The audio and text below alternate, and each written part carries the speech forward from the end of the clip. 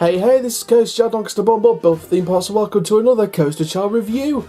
Now this is from a coaster that I loved both times I did it. I did 6 or 7 rides in 2015, 3 or 4 rides in 2017, so a couple of years after my first visit, and it is of course Saw the Ride. Do you want to play a game? It's time to play the game of Coaster Chall reviewing. So, well, it's not really a game, it's just reviewing.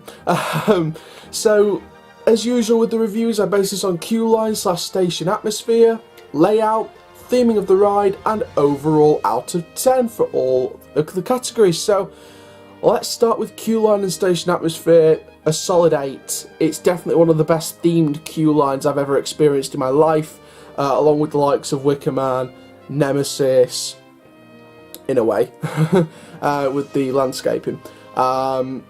Now the queue line's nice because it's got that nice steel chain link fencing, a little bit of cattle penning going on here and there, but we'll make up for it because it is the steel chain link fencing. Of course, they've got some nice theming items around the queue line, some traps, some mannequins that have suffered the fate of Jigsaw, and then of course you go into the indoor queue bit where there's a bit of elevator queue line when you go up the stairs, and there's a long stretch. And things like that. So there's some queue line screens, there's some hanging things I think on the ceiling, and it feels like you're in an abandoned warehouse in a way. The queue line screen has Jigsaw playing one of his usual videotapes, as you know, like in the Saw films when you got the guys or girls in the trap, and the screen turns on by itself, and Jigsaw turns his head and has his famous catchphrase.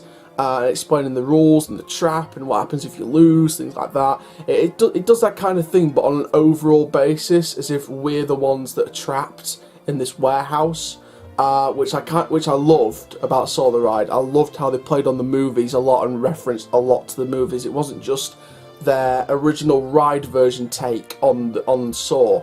They actually included some bits from the film, like the famous catchphrase. Billy saying game over on the vertical lifter, which I'll get onto in the layout bit, and I was really happy with that. Station atmosphere, nice dark music, countdown clocks you're about to start along the track, which I very much loved. So again, overall for queue line and station ambience and atmosphere, a solid 8 out of 10. Moving on then to the layout. Now the layout, you're going to get surprised by this, but I'm only going to give this 7 out of 10 because I expected a bit more from it. It's a little bit short. It didn't surprise me as much as I thought it was going to do, the layout. Now, some of you guys that have been watching the videos for a while know that I've been raving about Saw for a while. So you will have been surprised by the fact I've only given it a 7, and you guys will probably think, hang on, why aren't you giving it 8 out of 10 like the queue line and station ambience? Now the reason why is because there's not any shocking elements. Obviously, layout isn't just about the layout off-ride and on-ride, it's about the actual feel of being on the ride. That includes the restraints, how rough it is, how smooth it is. And to be fair, for a while, now some of you may agree or disagree with this, but I think Saw the Ride is smoothened with age. Many people I've seen over the years have said it's got rougher with age, but it feels smoother with me. Maybe that's because I'm a different body build to other people, I don't know. But that all changed in 2017 slightly when I experienced it for one of the 3-4 rides I had in 2017, a couple of years after I did the 6-7 rides, which is unbelievable, because it was really quiet back in 2015 when I went. When it was that moment. Now loads of people talk about this moment, the mid-course brake run, which is not a mid-course brake run, that flings you down into the dive loop. That's the bit where it kind of roughened my shoulders a bit in 2017 when I last rode it. So I did get a little rough in there. There was a little, like tiny little bits of roughs in places, especially on the first inversion, the Immelman. But overall, it's not really the layout where I'm giving it still quite a high rating with a 7. It's the drop under the rotating blades, but then again, whether they work or not is uncertain, so that's why I'm not giving it as high a rating as I thought I was going to do. And then of course the little workshop bit as you're coming back into the station with that the little straight bit of chat before you're on the actual station brake run. So overall then, for layout as an experience on and off ride, I'll give it a 7.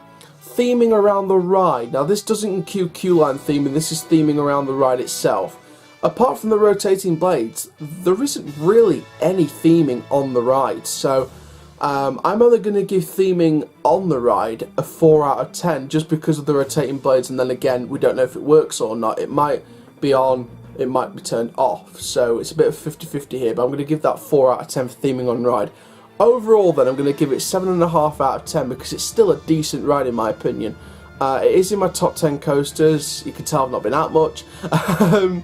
But I do feel like Saw the Ride needs a bit of work. I know they've been jet washing it over this winter season, ready for its 10th birthday, so hopefully, fingers crossed, they'll be adding some things to it for its 10th birthday, some additional theming.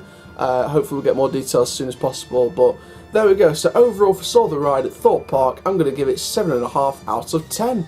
So that's just a review then from Saw the Ride at Thorpe Park. Make sure you like, comment, subscribe and click the notification bell so you never miss a video. My name is Coast Chall, keep living the coast off my dudes, and I'll see you guys in the next video soon. Take care, have an awesome day my friends.